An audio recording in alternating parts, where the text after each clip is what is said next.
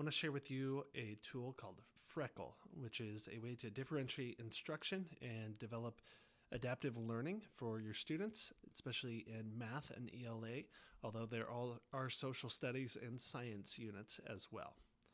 So I'm here at freckle.com and I have already signed up. So I'm going to go to my teacher sign in right here, and then I will sign in. I'm going to log in with Google,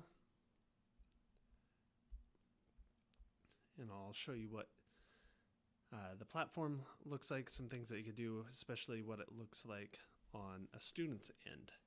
So there are two different versions here. There is the free version, and then there is a school version. So if it is something that we would like to pursue, we can look at getting that information in a quote for what it would be for a school license. So I'm right here, and I've gone through the getting started phase right here, which is basically adding your class, putting in your roster, and giving students the sign-in cards. Now, signing into Freckle is fairly easy. It's just a website. They go and enter in their name, and then the class code as well. What's nice is that it also gives you some QR codes that you could use for your students to be able to log in. So I've created a couple classes right here, and right now I have a first grade class and a third grade class that I was looking at. So I have some different things where I can look at, all right, how many students did I have? What was their total questions that they did? I could see some data right here, and I can look at that in math. There's a bunch of different domains that they can practice on, as well as ELA, and only a couple in science for units that I assign. So I have some data that I can work with right here. I'm going to go over to assignments though. I can create some of these different assignments. So for example, I wanted to first give my students some adaptive practice in measurement and data. And I'm actually going to remove this because I'm only in the free version, I'm only allowed to have one of those adaptive assignments at a time. In the paid version, I can have multiple right here. But I'm in math, and I'm just going to show you how I do this. I just click add an assignment. I'm going to go to math, and I have these different types right here. This is a teacher-led activity, so something that we would do together as a class, but there would still be some things that students would need to do. And then these are just student-completed activities. So I can give them a benchmark assessment, whether that's on a standard, a domain, or the grade level, and then they can take those as well. With the free version, you only get 30 student assessments with it, so keep that in mind as well. So it could give you the benchmark at the beginning of the year when you're trying to figure out where your students are at. I could also do this adaptive practice as well, where it will give students a pretest, and then based on how they do, the rest of their practice will be based on that ability level. There's other things I could do right here, but I'm going to do this adaptive practice right here. And again, I can choose which class I want this to be for, as well as which students. And then I can select which domain right here. So I do have some high school things right here. This is for middle school. We have some stuff with middle and elementary, and then this is mainly elementary right here, these 4 domains. And then I have something for specifically for kindergarten right here. So I could do measurement and data and select all of my students and choose to assign to them. And same for ELA.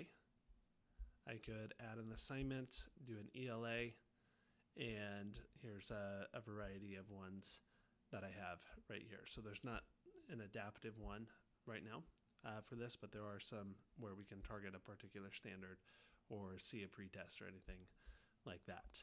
So I'm not going to go into social studies or science or anything, but I'm going to show you what this looks like on a student's end. It's very basic right here. So there's not a lot for kids to be able to get distracted with or anything like that. But right now I have free practice over ELA and math, but then I also have assignments from my teacher.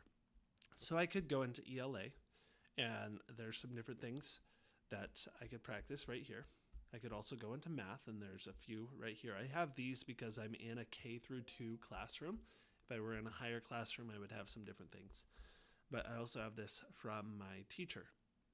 And so I have this adaptive practice right here. So I could go in, and it gives me 10 questions right here. And I've already done a little bit of this on the account, so you could see that I'm already at a higher level, so I'm getting some higher level questions.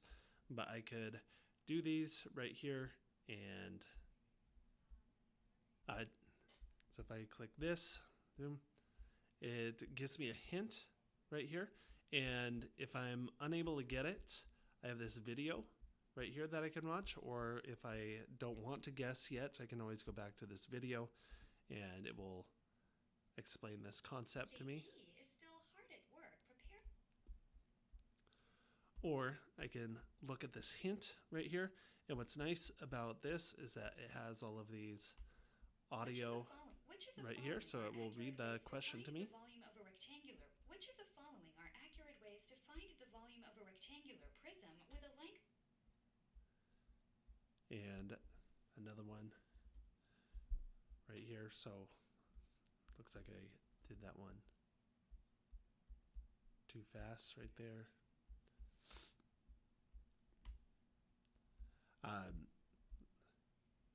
54. So if I was going through it too fast, it's telling me to slow down so that I am being accurate with my work right here.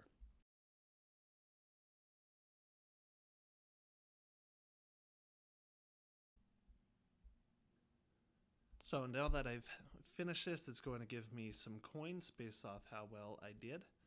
So there's some different badges that I can earn as well. And then once I complete a lesson, I do have the opportunity to go to the piggy store. So this is an opportunity for your students to spend the different coins that they did, so they could either skip or visit the store. What's nice about this is that they can't just go here right off the bat. They do have to finish an assignment, and it only gives them 90 seconds to spend time in here. So they can look and be like, oh, yeah, maybe I want this shirt right here, or maybe these pants. I can only buy one. Okay. So now I can quit. So it kind of gives them some incentive as far as finishing these. But now I can go to math. And if I wanted to do number basics right here, I can work through these different levels. Level 1 has about 5 different stages that students have to go through, so they do have to progressively go through this. Or I can go to math practice right here. And there's some different things right here. So remember, there's these different domains that we saw. This was more of the kindergarten one, counting and cardinality. But then we had geometry, measurement, domain, base 10, operations. Those were all kind of like the K through 5 ones. And then we have that financial literacy as well. And then finally we have fact practice. Well, I already took that one adaptive assessment on measurement and data. So it gives me a level right here. So now if I wanted to, as a student, if I needed to do some individual practice or anything like that, I could go in here and choose measurement and data and keep working on that. Or I could do, maybe the teacher has already assigned me some different adaptive practices on these different domains.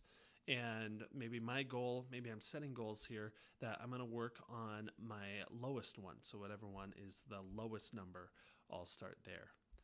Also with the fact practice, it does limit them to 2 times. And I can't remember if that's, they could do it 2 times per day or 2 times per week. But it does want that fact practice kind of set apart throughout the week so that it makes for better retrieval practice instead of just doing it a bunch of times in a row.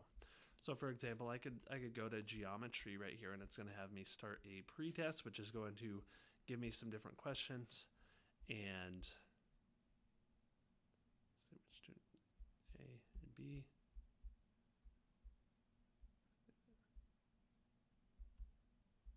We'll see.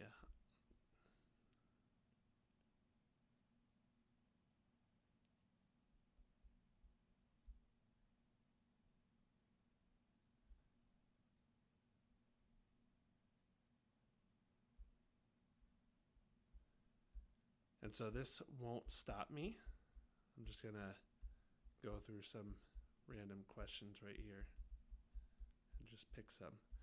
And based on that, it will tell me where I'm at. So I obviously did get a lot wrong. So now this is where I'm at on this path. So I'm starting off at level 1 of names of shapes, and I can practice that. But over here on measurement and data, I'm almost at the end right here. There's a few more points that I could get to finish this level. So just some different things that I could do right there. So let's go back now and see what this looks like on the teacher dashboard. So looking back at my activity, I could see that Clyde did a few more questions right here. I can look at Clyde himself and kind of see like, all right, what was Clyde working on right here, and what was he spending his time on? So you see that I've gone through some of those different things for you right there.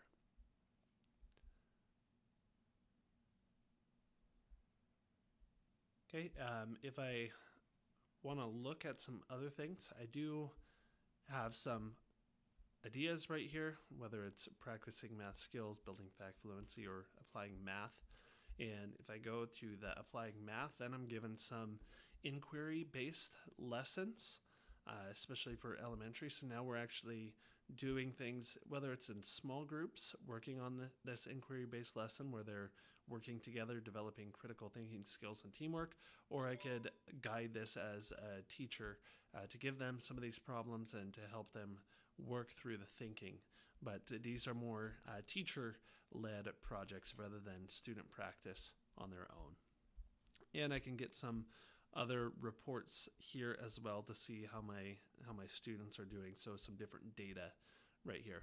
So this is a great tool for your students to develop independent reading practice, math practice, being able to work on their own. So I hope that you'll consider incorporating this into your instruction, whether that's through centers or anything like that. Let me know if you have any questions. I'd be glad to walk through some of this with you and see how we might best utilize this with your students.